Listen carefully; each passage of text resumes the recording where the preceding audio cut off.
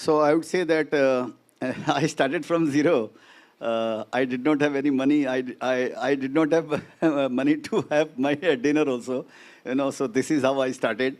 And luck played a major role into this. And only thing was that I did not have any, I did not have any plan B. If you ask me that wherever I am, I'm not very successful, but I am work in progress. I'm still in the game. So whatever successful I am as on today, that is only because of that I learned this thing, because I knew this thing, that I do not have any plan B in my life. Because I was not very educated also. I did not have any experience also. And that I lost my father at an early age when I was in class 10. So there was nobody to look after, and we were 6 of us. So father gone, then 5 of us. So I did not have any plan B. So I thought कि जब plan B कुछ नहीं है तो जीना यहाँ मरना यहाँ इसके सिवा जाना कहाँ. So this is how I got into the stock market, and this is how it happened.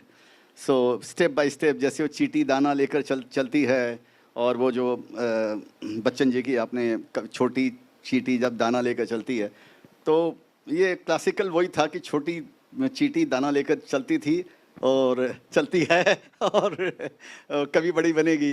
तो दैट वाज द केस. तो मेरे में खाली एक ये था कि कुछ करने का है, कुछ बड़ा करने का है. खाली मन में एक ही बात था कि कुछ बड़ा करने का लाइफ के अंदर में.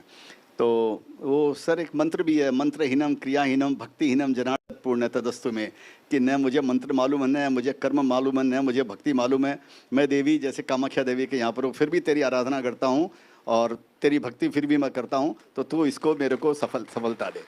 तो मेरे साथ तो लाइफ के अंदर में यही हुआ. और मैं ये सोचता हूँ कि आप सब लोग अगर एक दृढ़ निश्चय कर लो, जैसे मैंने बोला वो सिंपल गाना लगता है बोलने का, लेकिन उसका बड़ा यथार्थ है उसके अंदर कि जीना या मरना या इसके या जाना का. आप किसी भी चीज़ को, लक्ष्य को, अगर एक जीने का मरने का मतलब मेरा लिटरली मरने का नहीं, लेकिन जैसे मेरे को कोई पूछता है ना, मैं बोलता मेरा ब्लड ग्रुप तो एस है. जो ब्लड ग्रुप है वो शेयर्स है मेरा, और रात को भी उठाकर इंजेक्शन लगाएगा तो शेयर से निकलने वाला उसके अंदर में.